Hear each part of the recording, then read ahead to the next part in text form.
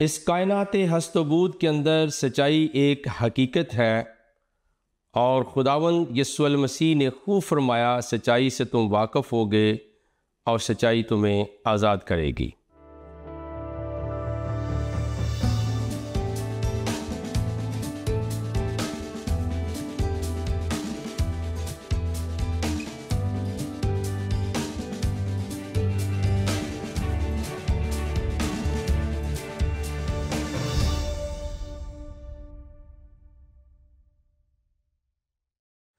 Programme दोस्ती का हाथ भाई सदीक के साथ मैं हूं आपका मेज़बान पास्टर सदीक पॉल।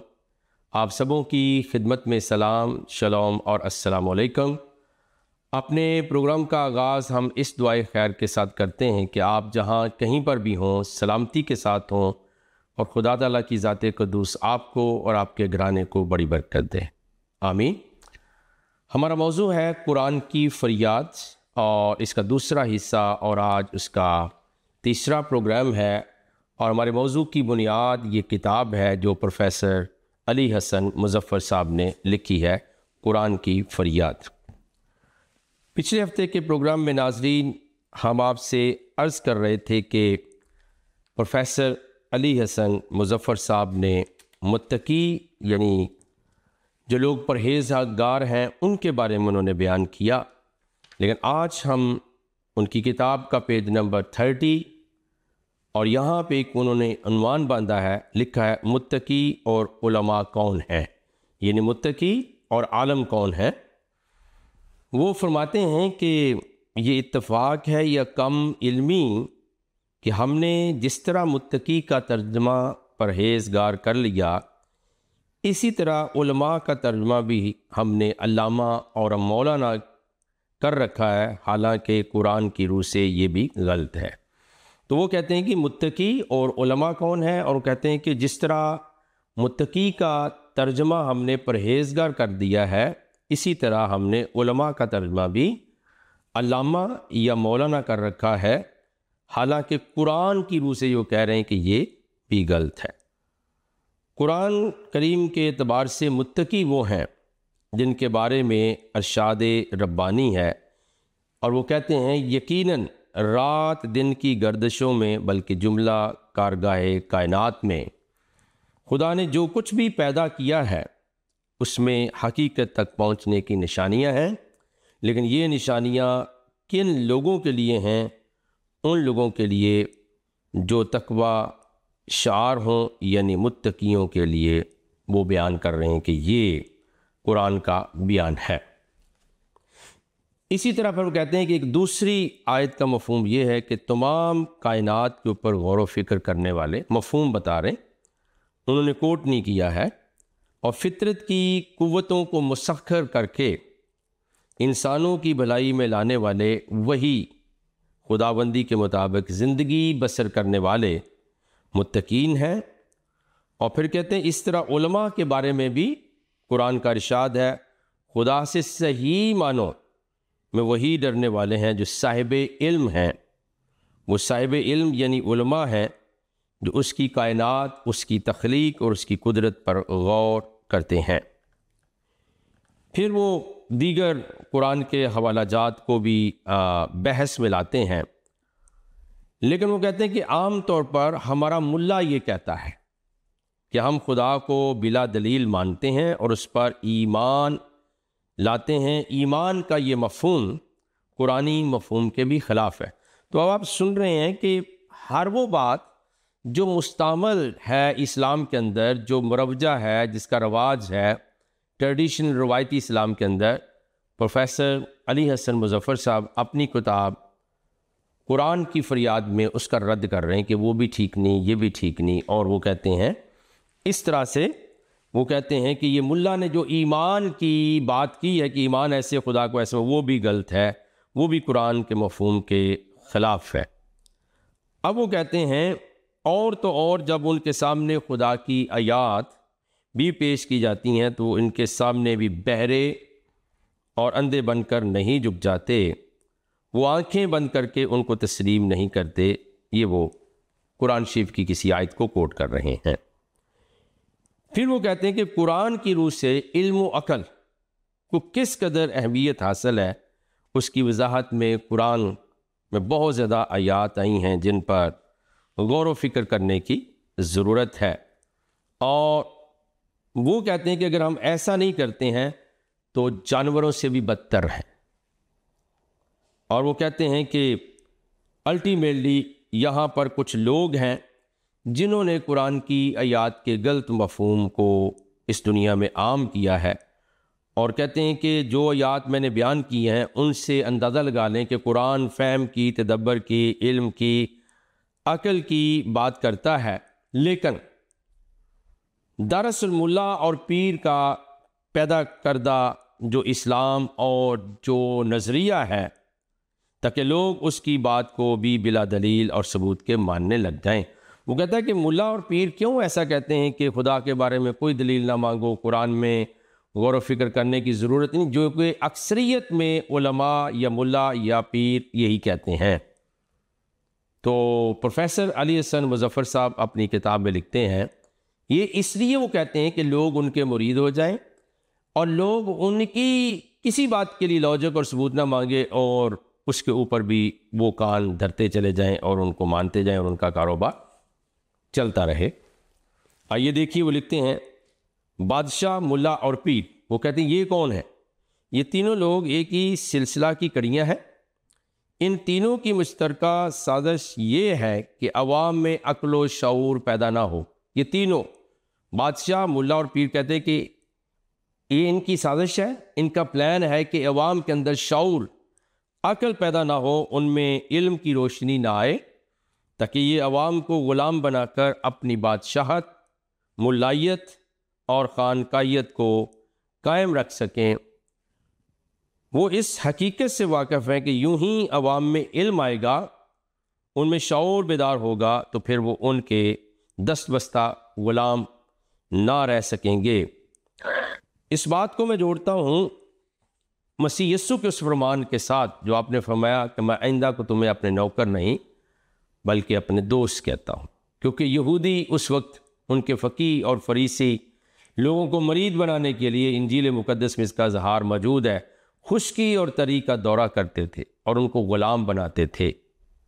प्यारे अज़ीज़ों, आज इस दुनिया के लिए इस किताब के मुसन्नफ़ ये कह रहे हैं, लेकिन खुदावंद यीशु मसीह ने उस ग़ुलामी के जुए को आज से 2000 साल पहले अपने कलाम की कुदरत से तोड़ दिया।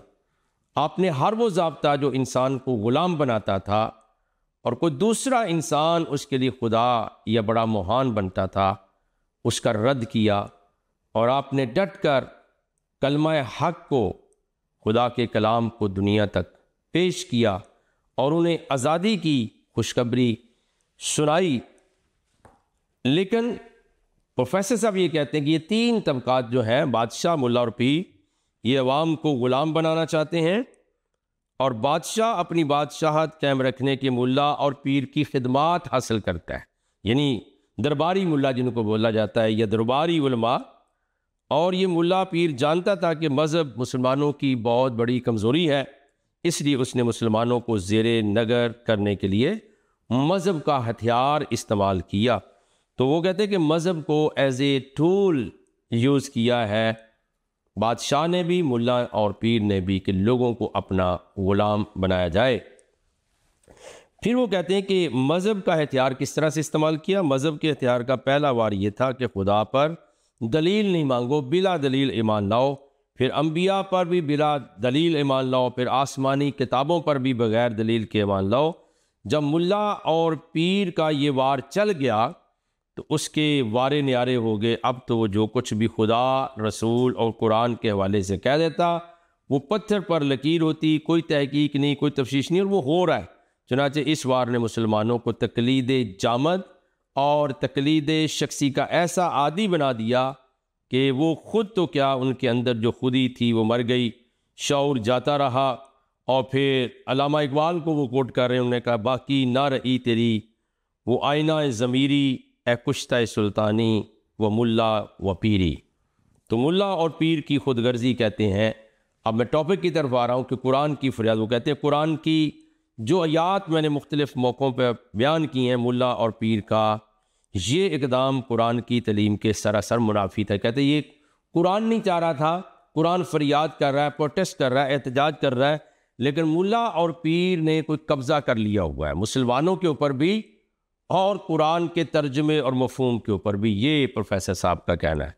तो अल्टीमेटली आप किसी को ग़ुलाम बनाएंगे, किसी को कैद करेंगे, तो वो फरियाद तो करेगा ना। इसलिए हमारा मौजू है कुरान की फरियाद, और इस मौजू की बुनियाद प्रोफेसर अली हसन मुज़फ़्फ़र साहब की किताब कुरान की फरियाद है। तो वो कहते हैं कि ये सारा ड्रामा है जो मुल्ला और पीर ने किया है, और कहते हैं कुरान तो दावत देता है इल्म की, हिकमत की, लेकिन कहता है कि मुल्ला के यहाँ तो मुल्ला और पीर के यहाँ इल्म अकल और दलील बुरहान से काम लेना इबलीसी मसला है। वो कहते हैं ये इबलीस का काम है को दलील मांगे।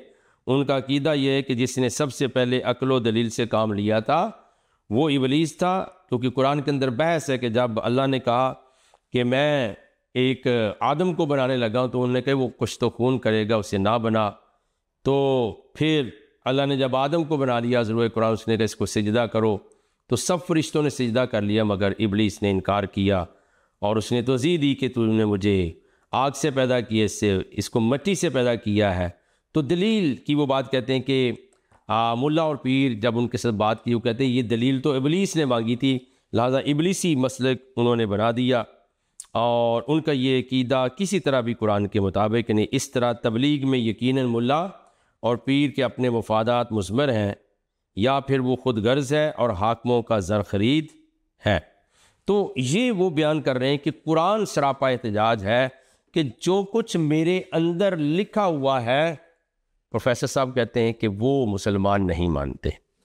अब अगर ये बात मैं कहूँगा तो कुफर और शिर्क के और दीगर मजहबी फतवे लग जाएंगे, लेकिन इसीलिए प्यारे अजीज़ों मैं नहीं कह रहा, बल्कि आपको ये किताब कहीं से भी मिल सकती है, कुरान की फरियाद, और आप इसे ख़ुद पढ़ सकते हैं।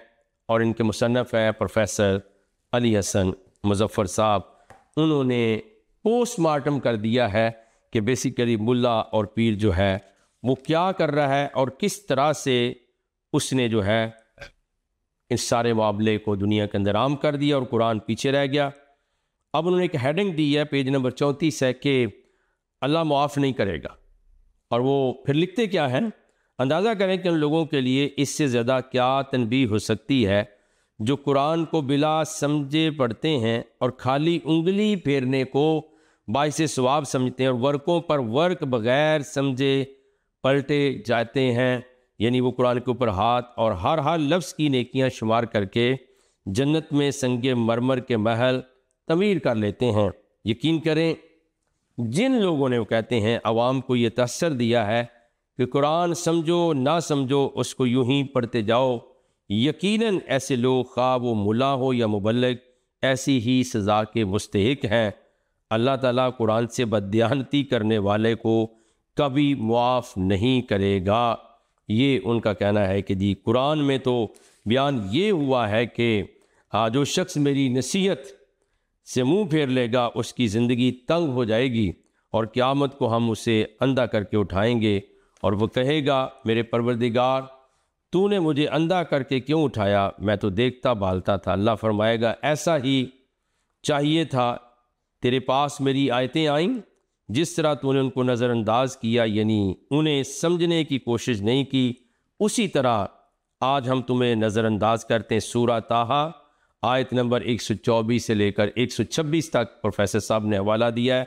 तो कहते हैं कि अल्लाह ताला हाथ फेरने वालों को, सवाब की गर से पढ़ने वालों को, और तर्जमा ना पढ़ना, समझना नहीं कुरान को, तो यूँ मैं नहीं कह रहा, बल्कि इसमें तो पूरी उम्मत मुसलमा जो है वो दाखिल है। क्योंकि जैसे मैंने अर्ज़ किया कि मैं ज़्यादा ग्रेस भी दूँ, ज़्यादा रियायत भी करूँ, तो मैं 98% कह सकता हूँ, बल्कि 99% मुसलमान अपने कुरान को समझ के नहीं पढ़ते।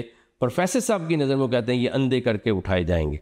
तो जो बंदा यहाँ भी अंधा है और आखिरत में भी अंधा होगा, उसका क्या मामला होगा।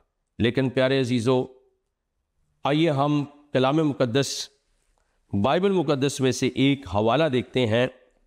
ज़िमनन तौर पर मैं अर्ज़ कर रहा हूँ क्योंकि हमारा टॉपिक है कुरान की फरियाद, लेकिन हम जनाब हज़रत पतरस रसूल के ख़त में जाते हैं और वहाँ से मैं चंद आयात आपकी नज़र करूँगा और कलाम मुक़द्दस के अंदर इस हवाला के लिए जनाब हज़रत पतरस रसूल अलैहिस्सलातु वस्सलाम का दूसरा आम ख़त और उसका पहला बाब और उसकी 19वीं आयत से मैं आपके लिए पढ़ रहा हूँ।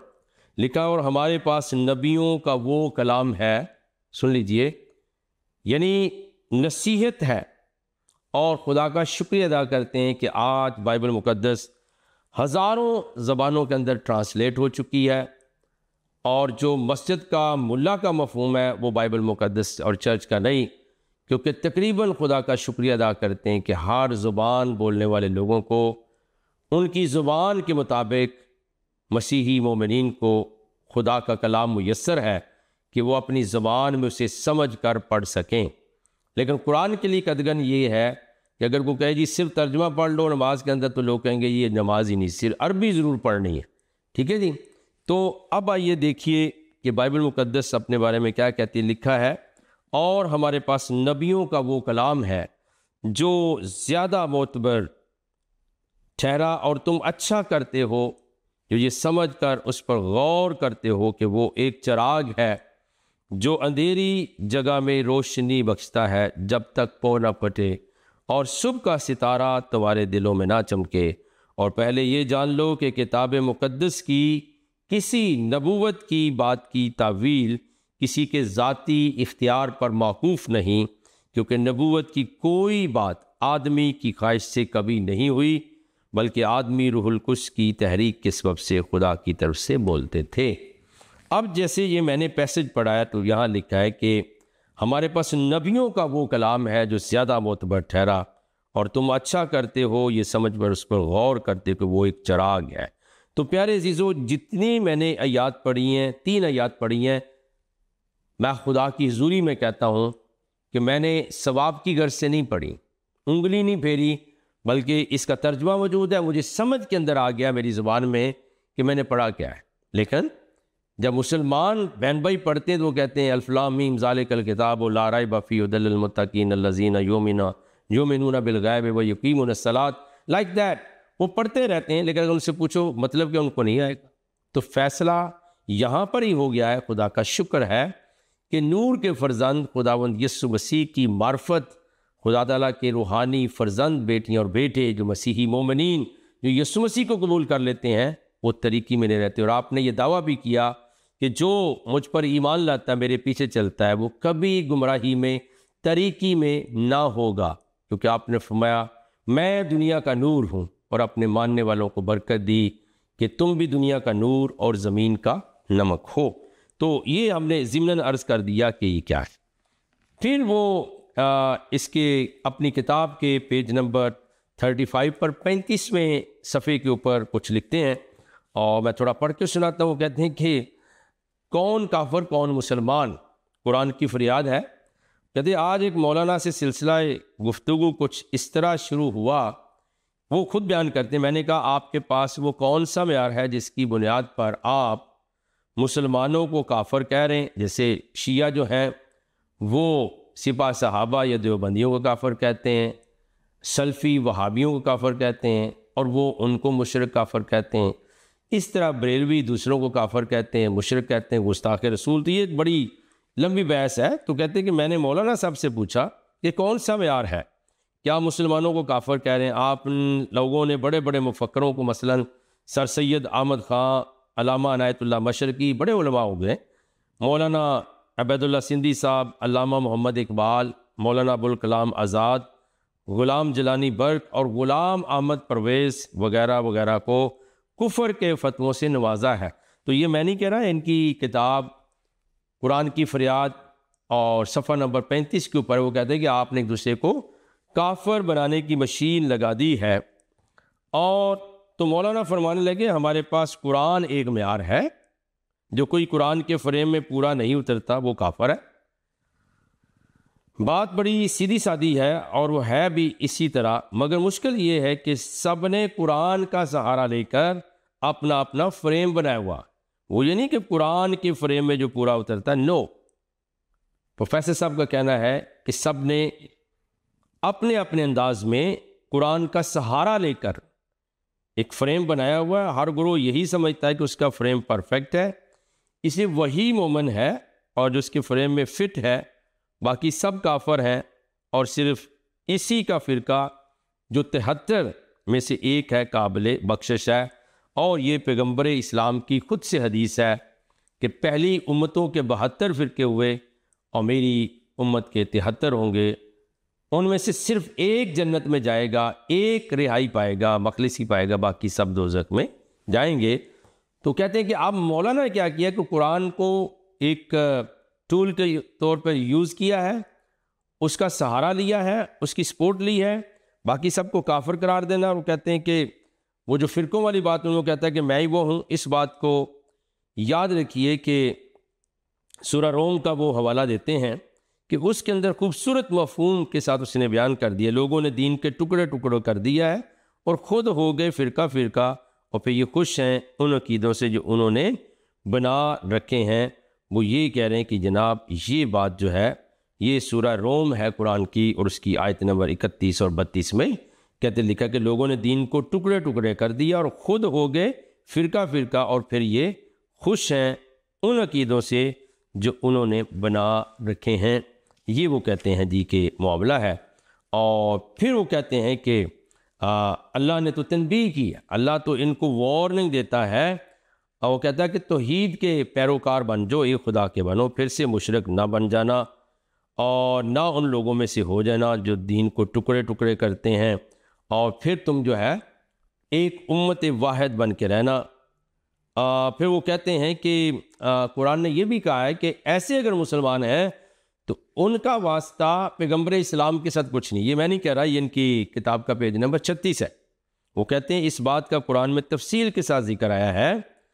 अल्लाह ताला ने रसूल को मुखातब करके कहा, जिन लोगों ने अपने दीन में फ़िरके पैदा कर लिए और ख़ुद भी किसी एक फ़िरके में शुमार करने लगे, तो ए रसूल तेरा उनसे कोई वास्ता नहीं है, तेरा उनसे कोई वास्ता नहीं। अब ये जो बात है ये बड़ी अहम तरीन है जो उन्होंने कही है।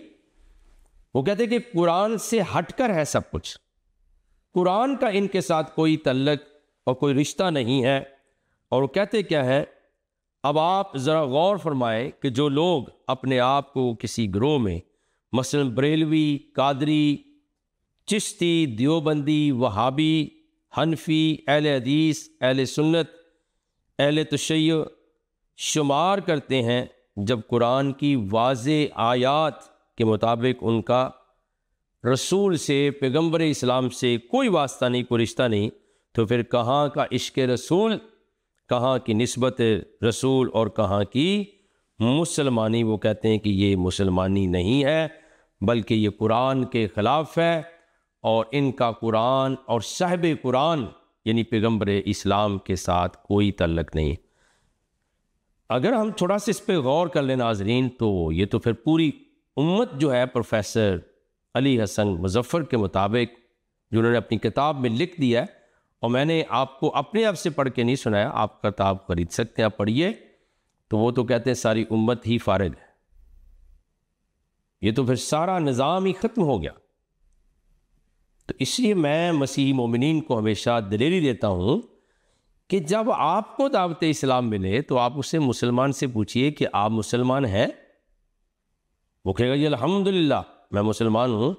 लेकिन प्यारे अजीज़ो, अगर आपने इल्म हासिल किया होगा, अगर आपने बाइबल मुक़द्दस को पढ़ा होगा, आपने कुरान शरीफ को भी पढ़ा होगा, आपने दीगर किताबों, यानी आप तालिब इल्म होंगे, आप रिसर्च कर रहे होंगे, तो आपके पास जैसे प्रोफेसर साहब दलाइल दे रहे हैं कि ये तो खुद ही मुसलमान नहीं है, आप यही दलाइल उन्हें दे सकते हो कि आप तो खुद मुसलमान नहीं हो, आप एक दूसरे को काफिर करा देते हो, कुरान ने आपको रद्द कर दिया, रसूल के साथ आपका तल्लक नहीं है, तो मुझे दावत इस्लाम किस बुनियाद पर दे रहे हो और क्यों मुझे इस्लाम की तरफ बुला रहे हो? पहले अपना इस्लाम साबित करो। और मैं आपको यकीन के साथ कह सकता हूँ कि शायद फिर वो दोबारा कभी आपको दावत भी नहीं देगा, और या शायद फिर वो आपकी बात सुनने पे कायल और मायल हो जाएगा कि वाक़तन ये बंदा सही बात कह रहा है कि मैं तो खुद जब मुसलमान नहीं हूँ तो फिर मैं दूसरे को दावत क्यों दें। लेकिन उसके लिए इल्म का होना बहुत ज़रूरी है। और इल्म कब आएगा? जब आप किताबें पढ़ेंगे। अगर कुरान की याद को भी आपने यूज़ करना है तो कुरान को पढ़ना पड़ेगा। मैं इसलिए कहता हूं कि without study you can't comment. आप स्टडी के बगैर कमेंट नहीं कर सकते। और इसी तरह बाइबल मुकद्दस को भी पढ़े बगैर आप इसके कलाम और इल्हाम को इस्तेमाल करने के लायक नहीं होंगे। तो इसलिए प्यारे अज़ीज़ों, ज़ोरदार बात क्या है कि आपको इस कलाम को पढ़ना है, किताबों को पढ़ना है। और जब आप इनको पढ़ेंगे तो आप बरकत पाएंगे और दूसरों को बयान करने के लायक हो जाएंगे और फिर कोई इंसान आपको गुमराह नहीं कर सकता है।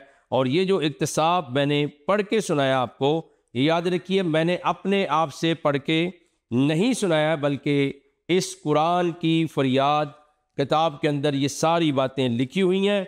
और वो कहते हैं कि लुत्फ़ की बात यह है कि हर कोई किसी न किसी फ़िरके का रुकन है। वो ना सिर्फ अपने फ़िरके से मुतमिन है बल्कि इस बात पर भी यकीन रखता है कि वाहिद उसका फ़िरका सच्चा है जिसकी बख्शिश खुदा के यहाँ यकीनी है।